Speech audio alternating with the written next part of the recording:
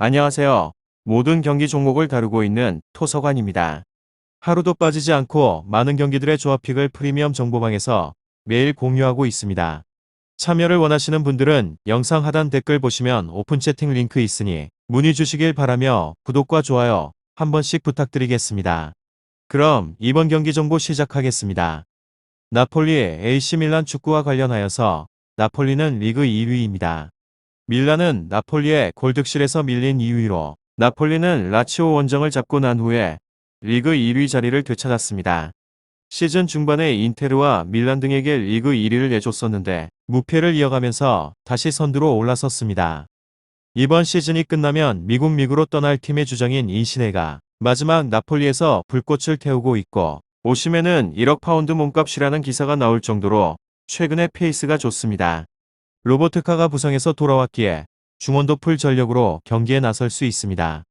밀란 역시나 무패를 이어가고 있기는 하지만 최근에는 살레르나와 오디네세 등 하위권 팀을 상대로 승리를 추가를 하지 못했습니다. 특히나 홈에서 열린 우천에서는 레앙이 기분 좋은 선제골을 터뜨렸지만 동점골을 내줬습니다. 질라탄의 공백 속에서 지루가 잘해준 경기도 많기도 하였지만 최근에는 골이 안 나오고 있는 중이며 셀레메이커스와 레비치 등 벤치 크랙들이 주춤을 하고 있는 중입니다.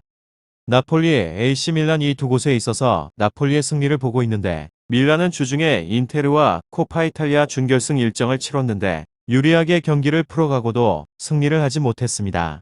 그 경기에 있어서 캐시와 지루 토모리와 테오 에르난데스 등 대부분의 핵심적인 자원들이 풀타임을 소화를 하였기에 나폴리 원정에서 체력적인 부담이 있기도 합니다.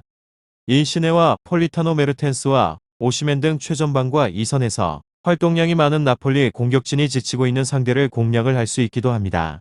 다음으로 나폴리 리그에서는 1위로 무무무패승 챔피언스 리그만 나가도 만족을 할 시즌이라고 할 수 있었는데 어느새부터 스쿠데토를 노려볼 수도 있는 위치까지 와버린 곳입니다. 물론 인터밀란이 승리를 하면서 바로 1위에서 내려오기는 해야 하는 상황이지만 인터밀란의 득점력 때문으로 인해서 불확실하다는 점을 감안하게 되면 이 경기에 있어서 이기게 되면 정말 우승까지 노려볼 수 있기도 합니다. 왼쪽 부분의 라인에 있는 인시니가 최근에는 매우 좋은 폼을 보여주고 있는 중입니다. 직전의 경기에 있어서도 선제골을 득점을 하였는데 왼쪽 중앙에서의 미드필더인 파비안의 결승골을 어시스트하기도 하였습니다.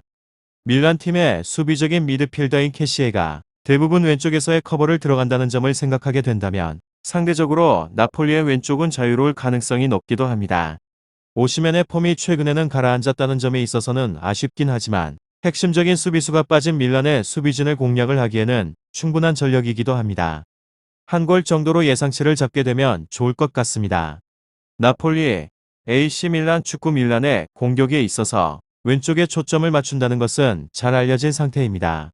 그렇기에 폴리타노가 왕성한 활동량으로 인해서 상대방의 측면에서의 공격을 틀어막기도 하고 때로는 뒷공간을 공략을 하는 롤을 부여를 할 가능성이 높기도 합니다. 디로렌초도 공격적인 스탯은 아직 모른다고 해도 직전에 라치오전 2대1에서 태클에 대한 성공률 100%를 자랑을 하면서 수비적으로는 안정적인 모습을 보여주기도 하였습니다. 댐에도 오른쪽에서 배치가 되어서 최대한으로 왼쪽 빌드업을 방해를 할 수 있기도 합니다. 지루를 향하고 있는 크로스에 있어서는 직전의 경기에서 헤딩 성공률 100%였던 라흐마니가 전담을 할 가능성이 높기도 합니다.